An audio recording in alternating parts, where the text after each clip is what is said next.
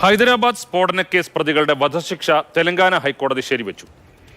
യാസിൻ ഭട്കൽ ഉൾപ്പെടെ 5 പ്രതികളുടെ വധശിക്ഷയാണ് ഹൈക്കോടതി ശരിവച്ചത്. വിചാരണ കോടതി വിധിക്കെതിരെ പ്രതികൾ ഹൈക്കോടതിയെ സമീപിക്കുകയായിരുന്നു. കെ ബി ശ്രീധരൻ വിവരങ്ങളുമായി ചേരുന്നുണ്ട്. ശ്രീധരൻ പറയും.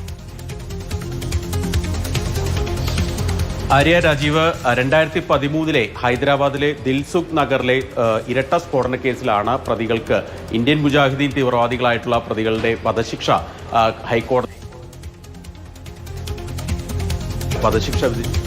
ശേഷമാണ് ഇവർ അപ്പീലുമായി തെലങ്കാന ഹൈക്കോടതിയെ സമീപിക്കുന്നത്.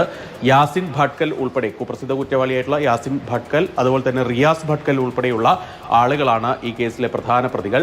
അന്ന് ദിൽസുഖ് നഗറിൽ വളരെ തിരക്കേറിയ ഒരു ഷോപ്പിംഗ് സ്ട്രീറ്റിലാണ് സ്ഫോടനം നടന്നത്. 18 പേർക്ക് ജീവൻ നഷ്ടപ്പെടുകയും 130ഓളം പേർക്ക് ഗുരുതരമായി പരിക്കേൽക്കുകയൊക്കെ ചെയ്ത വലിയ നാടിനെ ഞെട്ടിച്ച ഒരു സ്ഫോടന പരമ്പര തന്നെയായിരുന്നു അത്. ഏതായാലും ആ കേസിലാണ് കൊടും കുറ്റവാളികളായിട്ടുള്ള തീവ്രവാദികളുടെ വധശിക്ഷ കോടതി ശരിവെച്ചത്. ഏതായാലും ഈ വിധിക്കെതിരെ, ഹൈക്കോടതി വിധിക്കെതിരെ സുപ്രീം കോടതിയെ കൂടി സമീപിക്കുമെന്ന് യാസിൻ ഭട്കലിന്റെ അഭിഭാഷകർ അറിയിച്ചിട്ടുണ്ട്.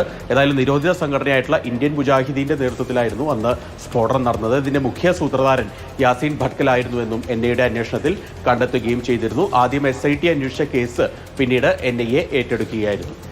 ശരി, കെ ബി ശ്രീധരനാണ് വിവരങ്ങൾ നൽകിയത്.